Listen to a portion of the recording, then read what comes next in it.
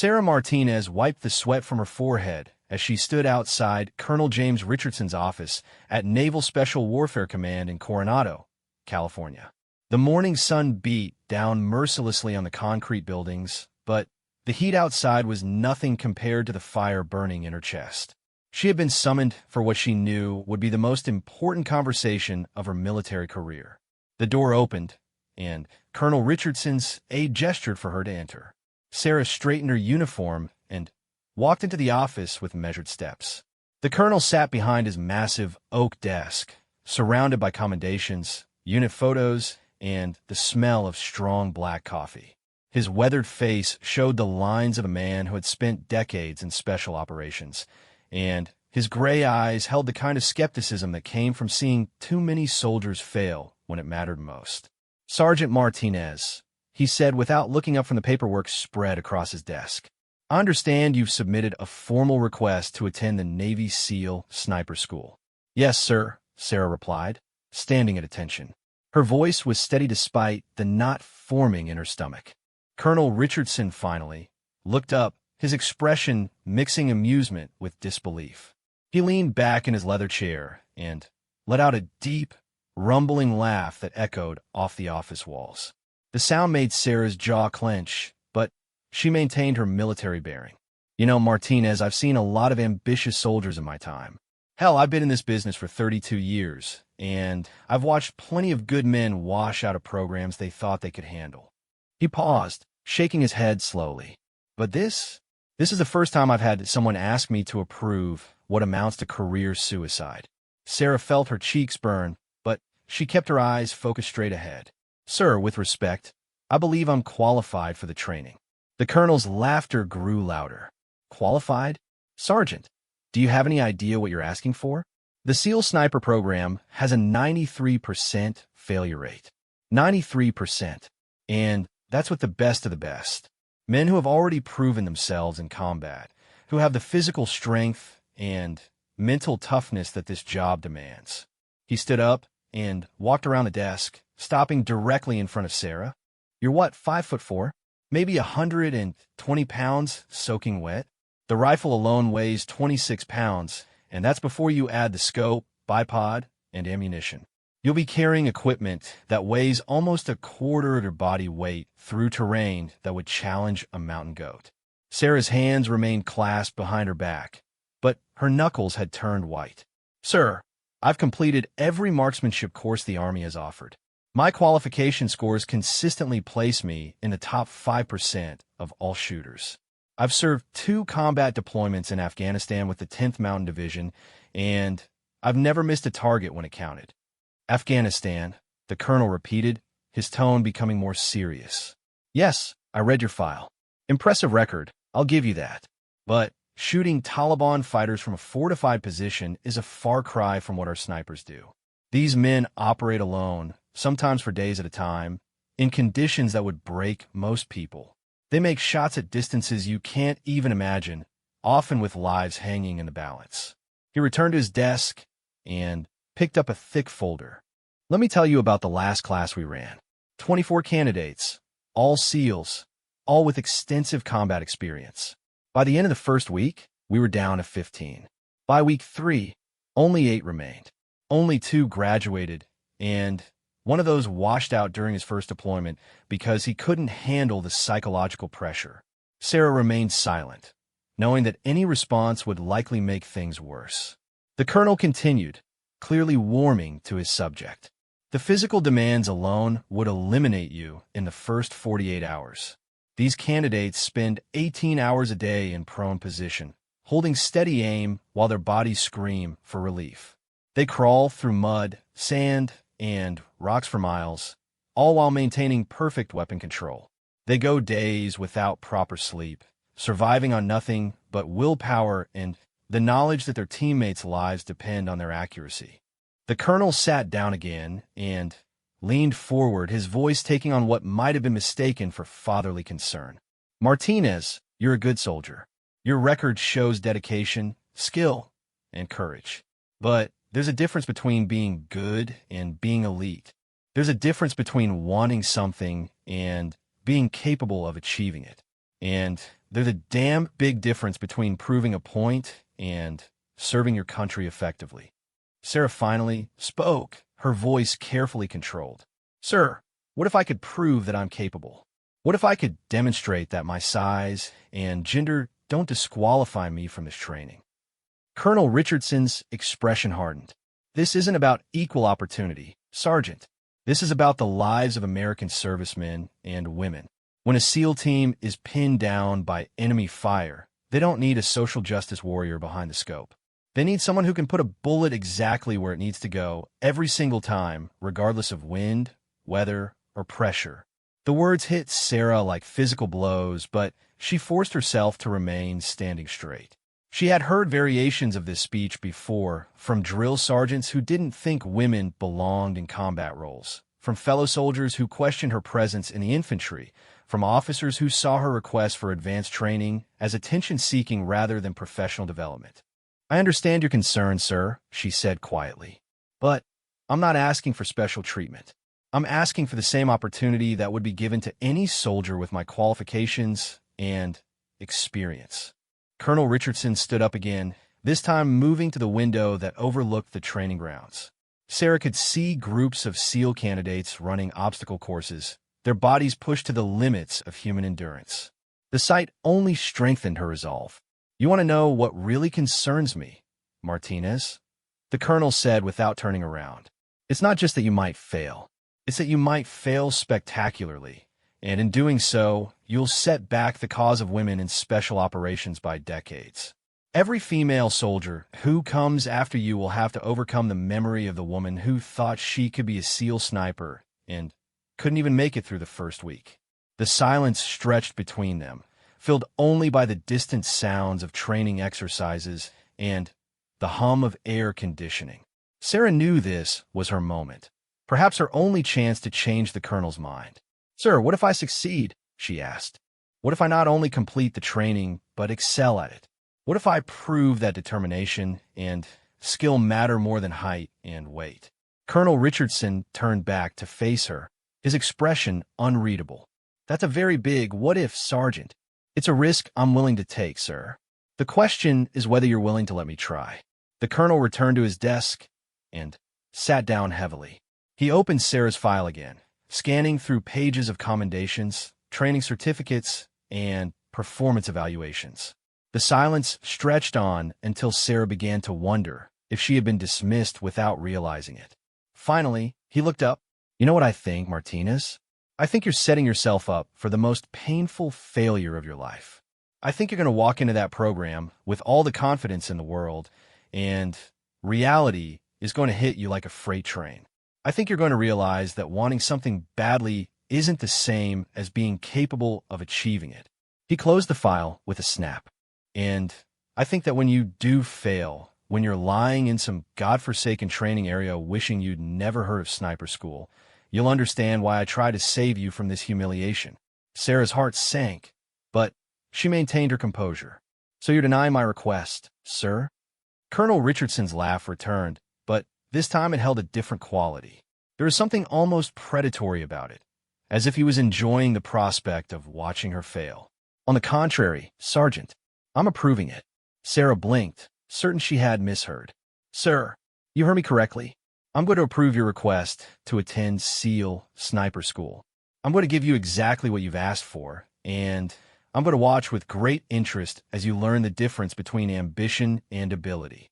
He reached for a pen and signed the top document in Sarah's file. But I want to be very clear about something, Martinez. This approval comes with conditions. You will receive no special accommodations. You will be held to the exact same standards as every other candidate. When you fail, and you will fail, there will be no second chances, no appeals, and no complaints about unfair treatment. Sarah felt a mixture of elation and terror. I understand, sir. I don't think you do, the colonel replied. But you will. The next class begins in 6 weeks. That gives you exactly 42 days to prepare for what I guarantee will be the most difficult experience of your life. You'll report to Master Chief Peterson on Monday morning for initial evaluation and preparation. He stood up, signaling the end of the meeting. You know what the really interesting part is, Martinez? I'm almost looking forward to this. In my 32 years of service, I've never seen someone so determined to prove me right about their limitations. You're going to be a textbook case study in why certain people belong in certain roles and others don't. Sarah snapped to attention and saluted.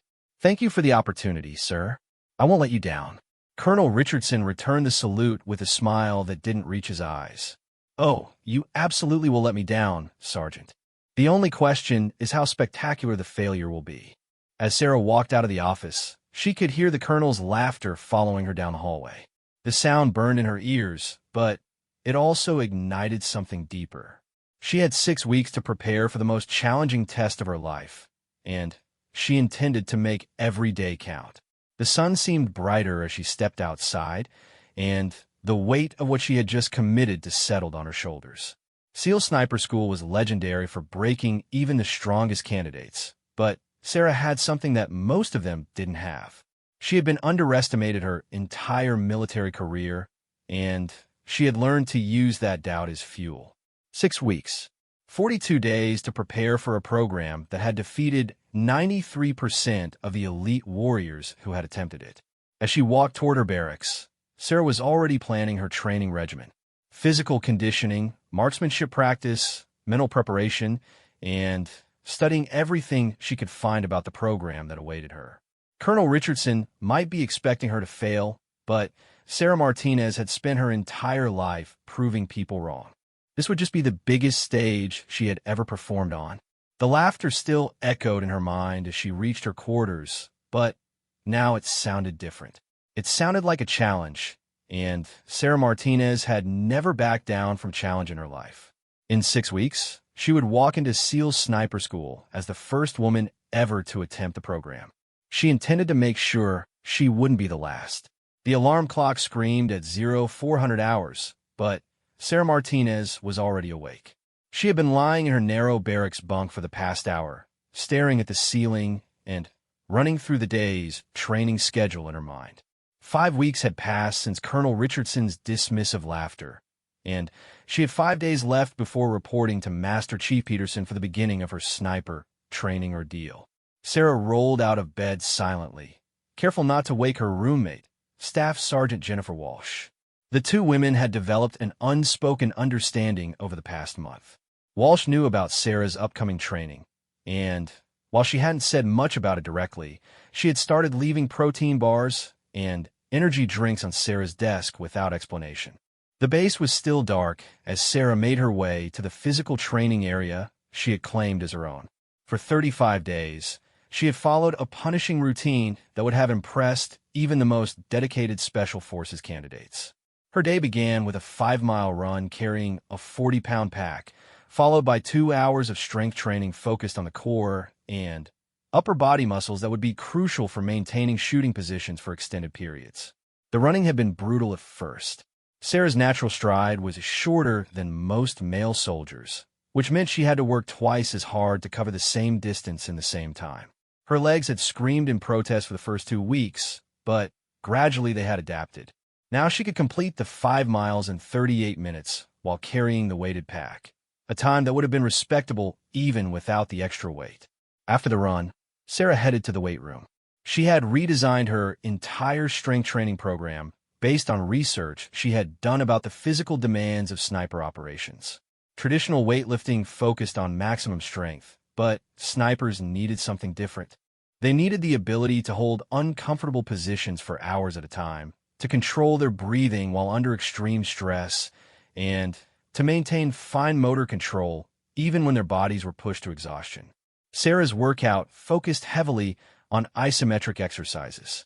She would hold planks for 20 minutes at a time, building the core strength necessary to maintain a stable shooting platform. She practiced holding push-up positions for 15 minutes, developing the shoulder and arm strength needed to support a heavy rifle for extended periods. She did wall sits until her legs trembled, knowing that she might need to maintain a crouch position behind cover for hours during actual operations. The most challenging part of her physical preparation was what she called stress shooting. Sarah had convinced the range master to let her use the facility during off hours, and She had developed a routine that combined physical exhaustion with marksmanship practice. She would run until her heart rate reached its maximum, then immediately transition to shooting positions and attempt to hit targets at various distances. The first time she tried this, her hands had shaken so badly that she couldn't hit a target at 50 yards. But as the weeks progressed, she learned to control her breathing, to find her natural respiratory pause even when her lungs were burning from exertion. She practiced shooting immediately after doing burpees, after carrying heavy loads, after any activity that would simulate the physical stress she might face during actual sniper operations. Sarah's marksmanship scores had always been exceptional, but she knew that SEAL Sniper School would demand a level of precision that went far beyond standard military shooting. She spent 3 hours every afternoon on the range, working on shots at distances that most infantry soldiers never attempted. She practiced shooting at 800 yards, 1,000 yards, and eventually out to 1,200 yards, learning to read wind patterns and account for the effects of temperature and humidity on bullet trajectory. The mental preparation was just as important as the physical training. Sarah had read everything she could find about the psychological aspects of sniper operations. She learned about the concept of sniper's patience, the ability to remain motionless and alert for hours or even days while waiting for the perfect shot. She practiced meditation and visualization techniques, learning to control her thoughts and emotions even under extreme stress. One of the most valuable resources she found was a book written by a former Marine sniper who had served in Iraq. The author described the mental discipline required to take a human life from a distance, the weight of responsibility that came with being the person who made life and death decisions from hundreds of yards away. Sarah spent hours thinking about these concepts, preparing herself for the psychological reality of what she was training to do. She also studied the technical aspects of advanced marksmanship with an intensity that bordered on obsession. She memorized ballistics tables, learned to calculate bullet drop and wind drift in her head, and practiced estimating ranges by sight alone. She studied weather patterns and how they affected shooting conditions, learning to read the subtle signs that indicated changing wind directions or atmospheric pressure. The most challenging aspect of her preparation was the isolation. Sarah had always been a social person, but she found herself pulling away from friends and colleagues as the training date approached. She couldn't explain to most people what she was attempting without inviting the same skepticism and doubt that Colonel Richardson had expressed. The few people who did know about her plans either tried to talk her out of it or offered the kind of hollow encouragement that made it clear they didn't really believe she could succeed. The only person who seemed to understand was Master Sergeant Rodriguez, a veteran of 3 combat deployments who had served as a designated marksman with the Rangers. Rodriguez had approached Sarah after hearing about her training plans, and he had become an unofficial mentor during her preparation period.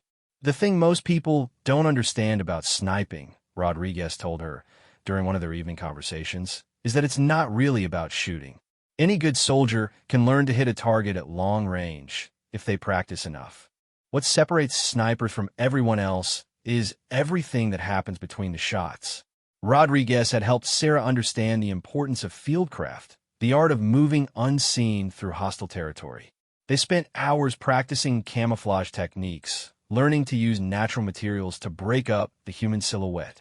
Sarah learned to move so slowly that she could cross an open field without being detected, taking sometimes hours to cover distances that could normally be walked in minutes. Patience is a weapon, Rodriguez explained. Most people think snipers are all about the big shot, the one perfect bullet that changes everything. But the real skill is in the waiting. It's in lying motionless for 18 hours while enemy patrols pass within feet of your position. It's in controlling your bladder, your hunger, your discomfort, and your boredom while you wait for the moment that matters. Sarah practiced this patience in dozens of different ways. She would lie in uncomfortable positions for hours at a time, learning to ignore pain and discomfort. She practiced controlling her breathing and heart rate through meditation techniques.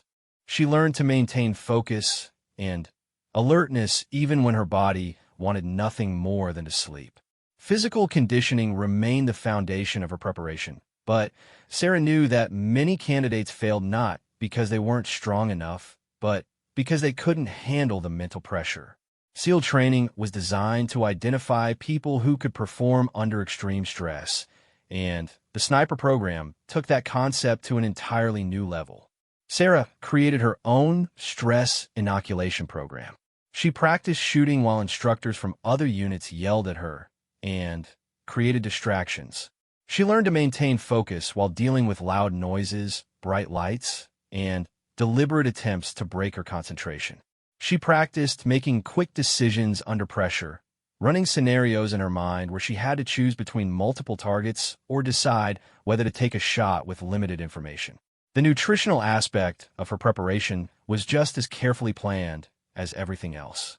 Sarah worked with the base nutritionist to develop a diet that would support her intensive training while helping her maintain optimal body weight. She needed to be strong enough to carry heavy equipment over long distances, but light enough that her endurance wouldn't suffer. The balance was delicate, and she monitored her performance constantly to ensure that her diet was supporting rather than hindering her goals. Sleep became both more important and more challenging as the training date approached. Sarah's body needed rest to recover from the daily punishment she was putting it through, but her mind raced with thoughts about the upcoming challenge. She developed a strict sleep hygiene routine, avoiding screens for 2 hours before bed and practicing relaxation techniques that helped quiet her thoughts. The last week before training began was the most difficult.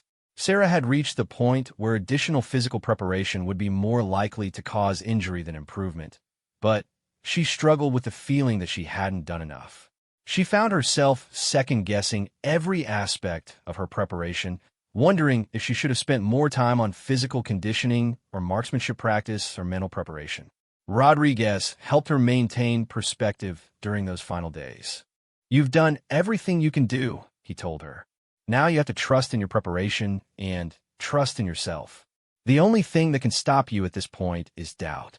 2 days before she was scheduled to report to Master Chief Peterson, Sarah received an unexpected visitor. Colonel Richardson appeared at the range while she was conducting her final marksmanship session. He watched from a distance as she worked through her shooting routine, saying nothing until she had finished and was cleaning her rifle. "Still planning to go through with this, Martinez?" he asked, his tone neutral rather than mocking. "Yes, sir," Sarah replied, not looking up from her cleaning routine. The colonel was quiet for a long moment. "I've been hearing interesting reports about your preparation. Master Sergeant Rodriguez speaks very highly of your dedication." Sarah finished cleaning her rifle and looked up. "I've tried to prepare as thoroughly as possible, sir." "I'm sure you have," Colonel Richardson said. "But preparation can only take you so far. What you're about to face will test everything you think you know about yourself. It will push you past every limit you think you have, and then demand that you go further." He paused, studying Sarah's face for any sign of doubt or hesitation. "I meant what I said in my office 6 weeks ago. I don't think you can do this. But I'll say this much. You've approached the preparation with the kind of seriousness that suggests you understand what you're facing."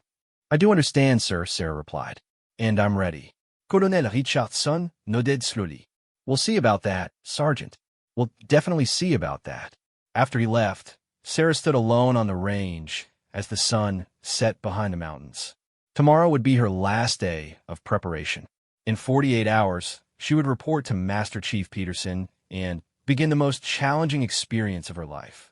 Everything she had worked for, everything she had sacrificed, every hour of training and preparation had led to this moment. Sarah picked up her rifle and headed back to the armory. 6 weeks ago, Colonel Richardson had laughed at her request to attend sniper school. Tomorrow, she would begin proving that his laughter had been premature.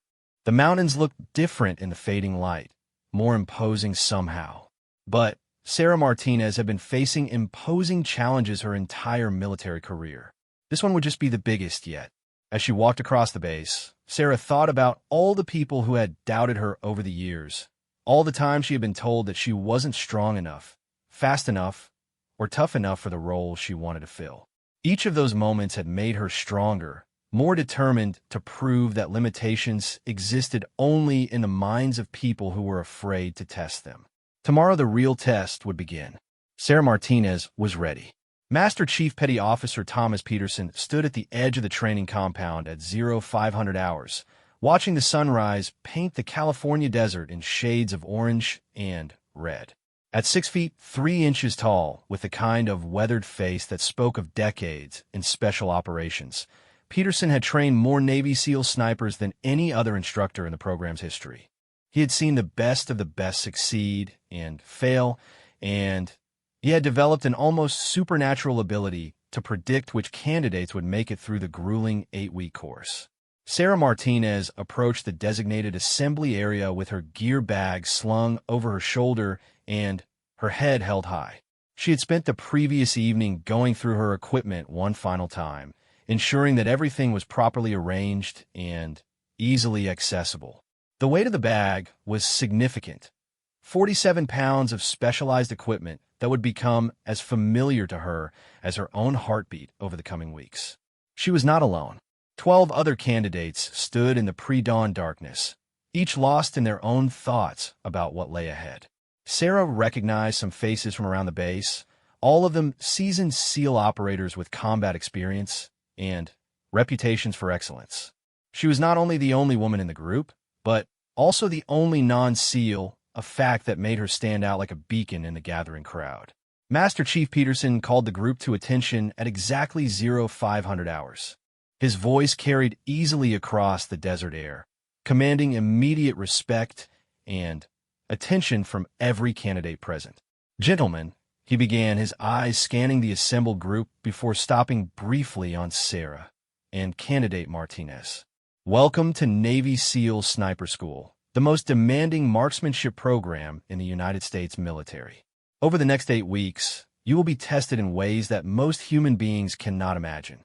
You will be pushed beyond your physical limits, challenged beyond your mental capacity, and forced to perform precision tasks while under extreme stress and fatigue." He began walking slowly in front of the line of candidates, his boots crunching on the gravel beneath his feet. The statistics are simple and brutal. 93% of candidates who begin this program will not finish it. Those who fail will do so for a variety of reasons: physical exhaustion, mental breakdown, inability to meet marksmanship standards, or simple lack of determination when faced with seemingly impossible challenges. Sarah felt the weight of every word, but she also felt a familiar surge of determination. She had been preparing for this moment for 6 weeks, and before that, she had been preparing for it her entire military career. "The first phase of training will focus on marksmanship fundamentals," Peterson continued. "You will learn to shoot accurately at distances and under conditions that will challenge everything you think you know about precision shooting. You will fire thousands of rounds over the next 2 weeks, and every single shot will be recorded, analyzed, and critiqued."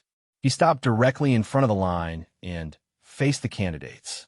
"The second phase will focus on fieldcraft and stalking. You will learn to move unseen through hostile territory, to establish shooting positions without being detected, and to remain motionless for extended periods while maintaining constant vigilance." Peterson's voice took on a harder edge. "The third phase will combine everything you have learned into practical exercises that simulate real combat conditions. You will be sleep-deprived, physically exhausted, and under constant pressure to perform. You will make life and death decisions with incomplete information, and you will be held accountable for every choice you make." The Master Chief began walking again, his pace deliberate and measured. "Before we begin, I want to make something perfectly clear. This program does not care about your rank, your previous achievements, or your reputation. It does not care if you're the fastest runner on your team or the strongest swimmer in your unit. It cares only about one thing. Can you consistently place bullets exactly where they need to go when lives are hanging in the balance?" Sarah felt a chill that had nothing to do with the morning air. She understood that everything she had accomplished in her military career up to this point was essentially meaningless here. She would be starting from zero, proving herself one shot at a time. "Your first test begins now," Peterson announced. You will conduct a forced march to the main training facility.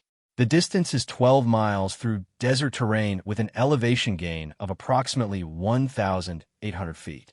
You will carry full equipment loads and maintain military bearing throughout the march. Any candidate who falls behind or requires assistance will be immediately removed from the program. The march began at a pace that was challenging but sustainable. Sarah found herself positioned in the middle of the group, surrounded by men who were significantly larger and stronger than she was. The early morning air was cool, but she knew that would change quickly as the sun climbed higher in the sky. The first few miles passed without incident. Sarah's intensive preparation had conditioned her body for this kind of punishment, and she felt confident in her ability to maintain the required pace. The conversation among the candidates was minimal, with most focusing on conserving energy for what they all knew would be a long and difficult day. By the fourth mile, the sun had risen enough to begin heating the desert floor. Sarah could feel sweat beginning to form under her gear, and she made a conscious effort to regulate her breathing and maintain her hydration. She had practiced this exact scenario dozens of times during her preparation, and her body responded automatically to the familiar stress. The terrain became more challenging as they climbed into the foothills. The pace remained steady, but the increased elevation and rocky ground made every step more difficult. Sarah noticed that some of the larger candidates were beginning to show signs of stress, their breathing becoming more labored, and their movements less fluid. At the 6-mile mark, one of the candidates began to fall behind.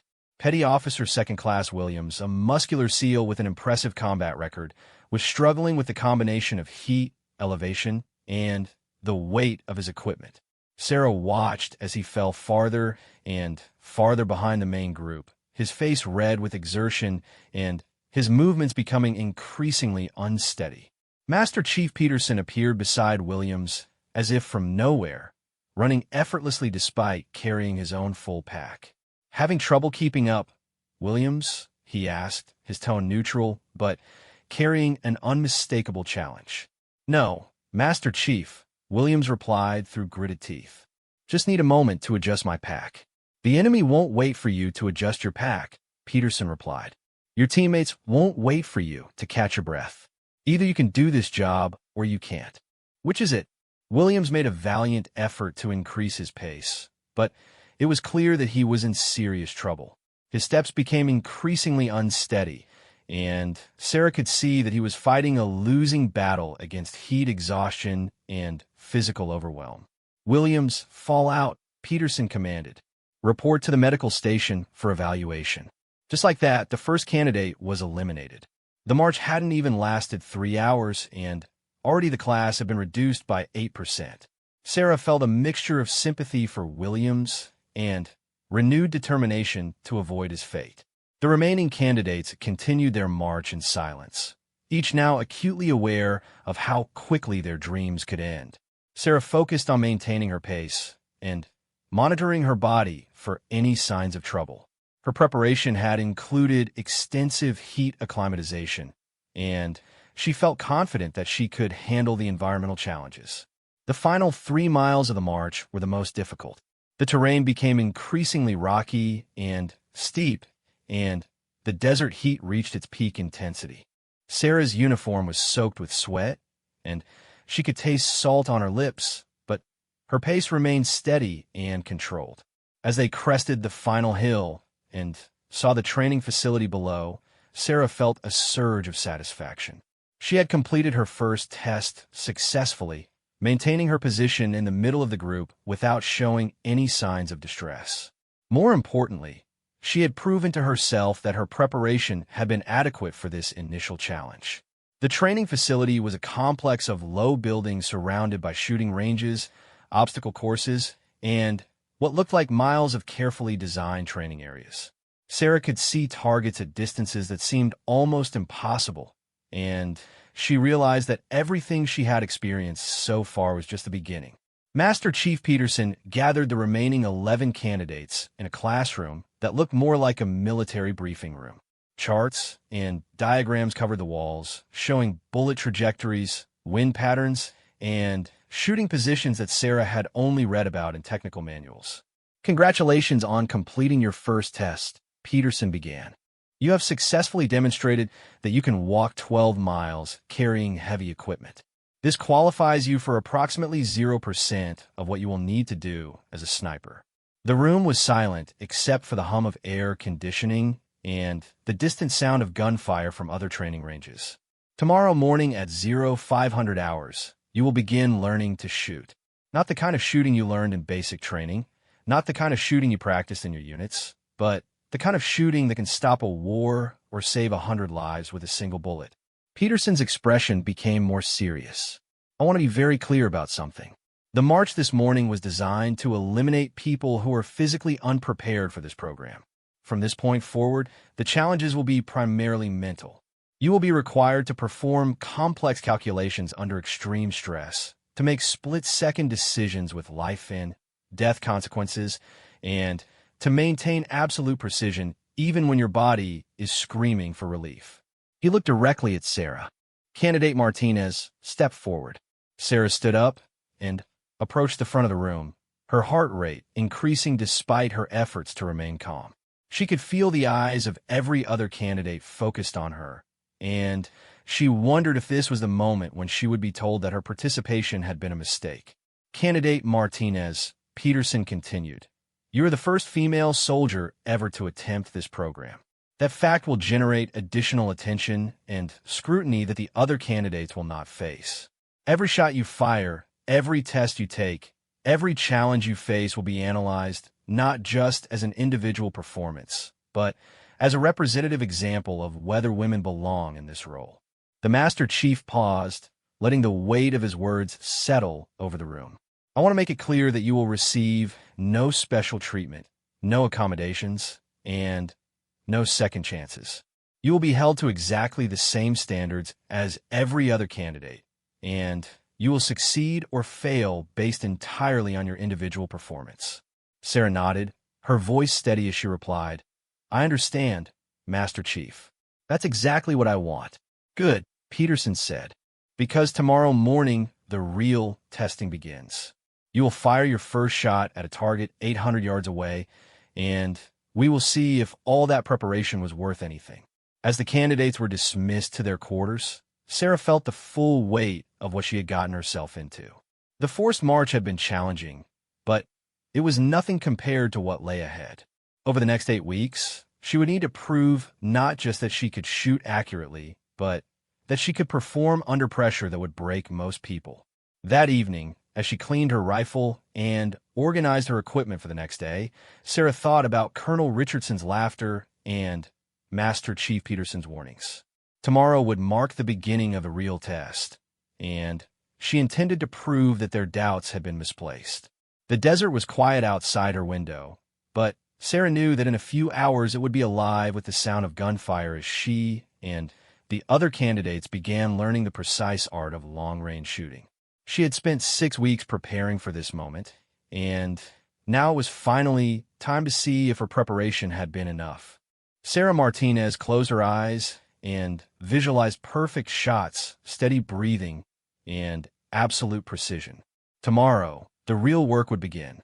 The morning of the final shooting test arrived with the kind of crystal-clear desert air that made targets visible for miles.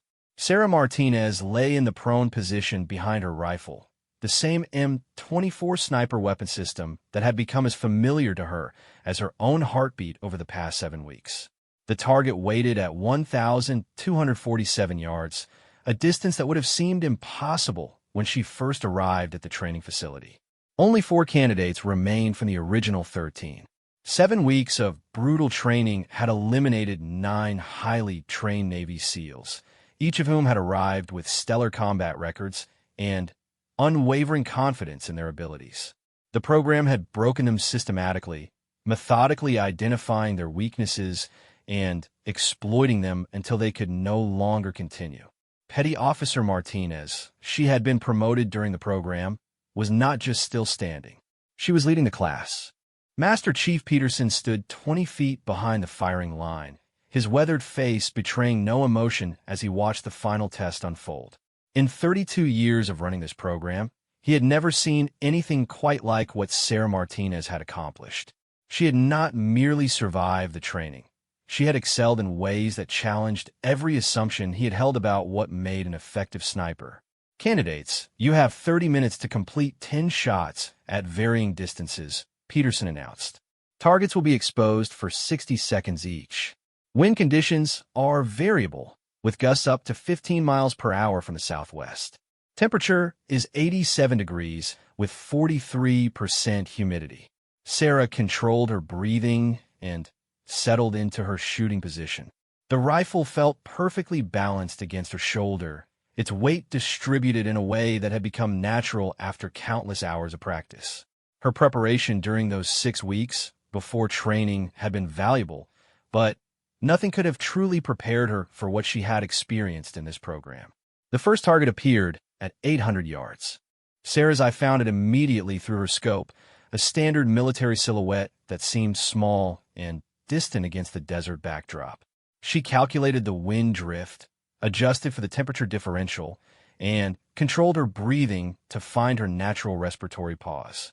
The shot broke cleanly, the rifle recoiling against her shoulder with familiar authority.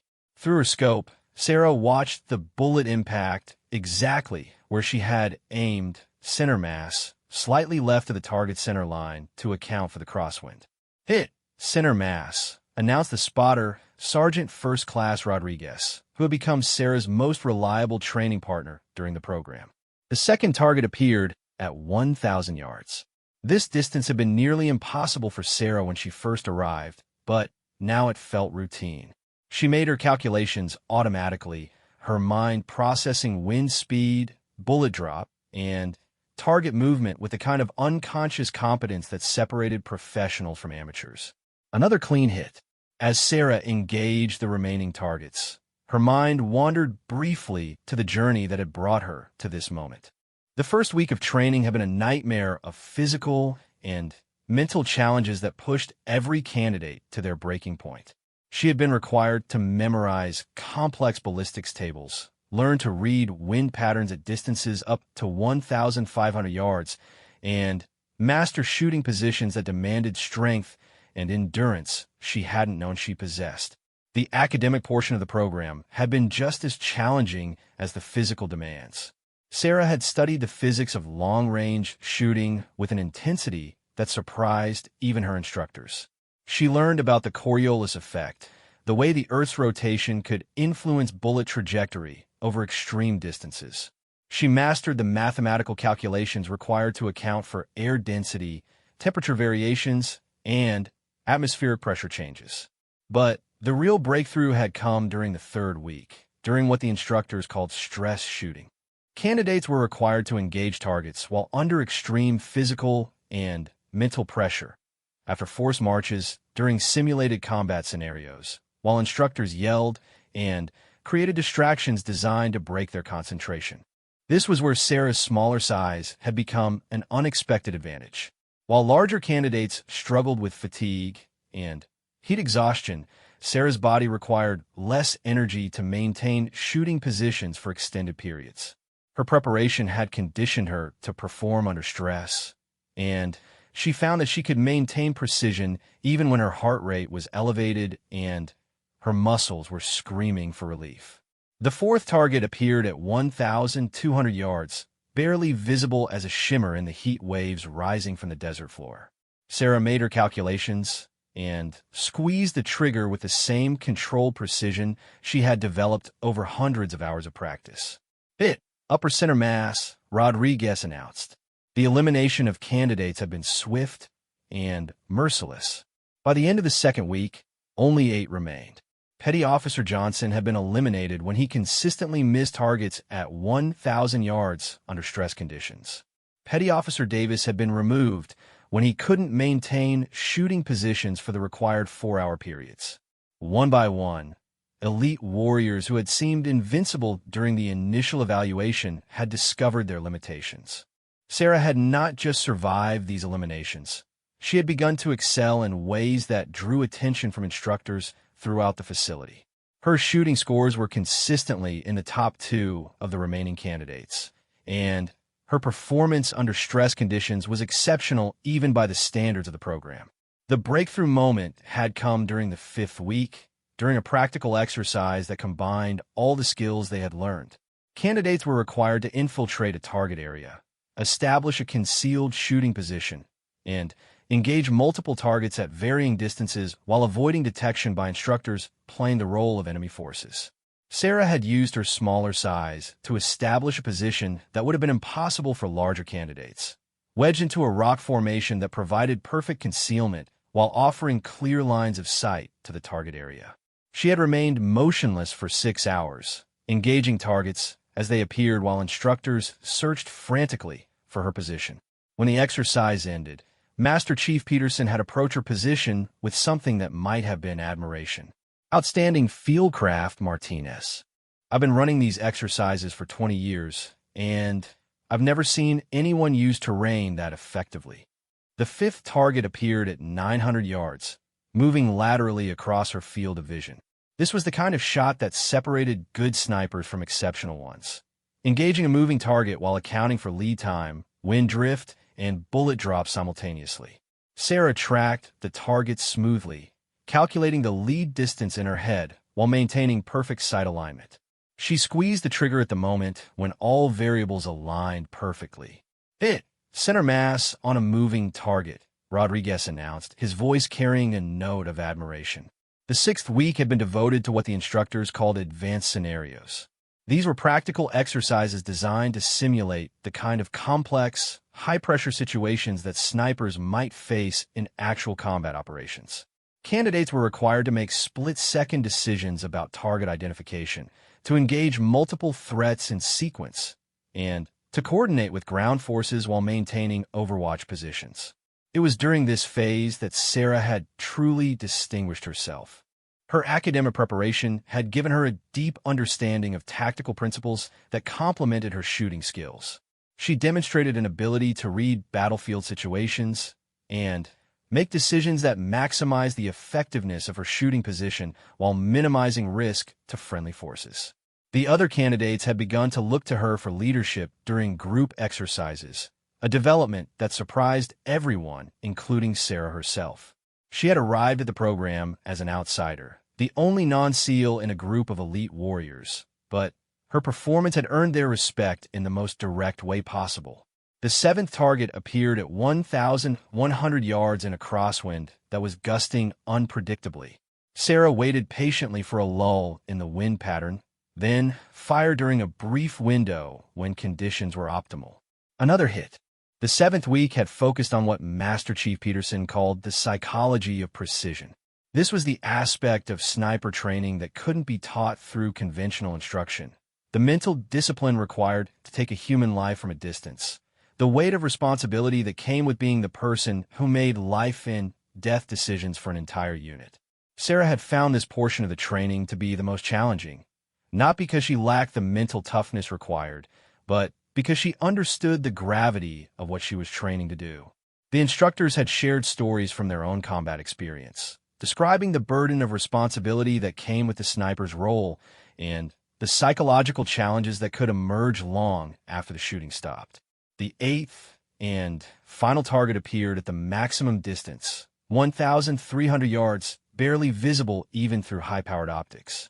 This was the shot that would determine whether she graduated from the program or joined the 93% who had failed before her. Sarah settled into her shooting position and began her calculations. At this distance, every variable mattered. The slightest miscalculation of wind speed or direction would result in a miss. The margin for error was measured in inches at a distance of nearly 3/4 of a mile. She controlled her breathing and found her natural respiratory pause. Through her scope, the target seemed to waver in the heat waves, but Sarah had learned to see through the distortion. She made her final calculations and began her trigger squeeze. The rifle fired, the bullet beginning its 3-second journey to the target. Sarah maintained her position, watching through the scope as the projectile covered the distance that had seemed impossible 7 weeks earlier. "Hit! Dead center," Rodriguez announced, his voice filled with something approaching awe.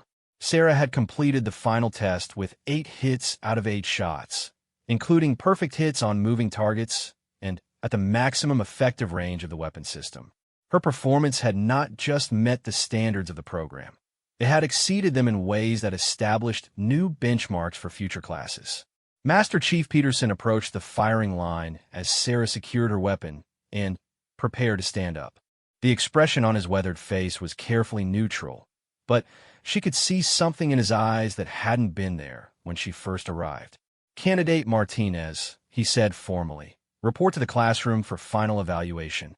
The walk to the classroom felt longer than any of the forced marches Sarah had completed during the program.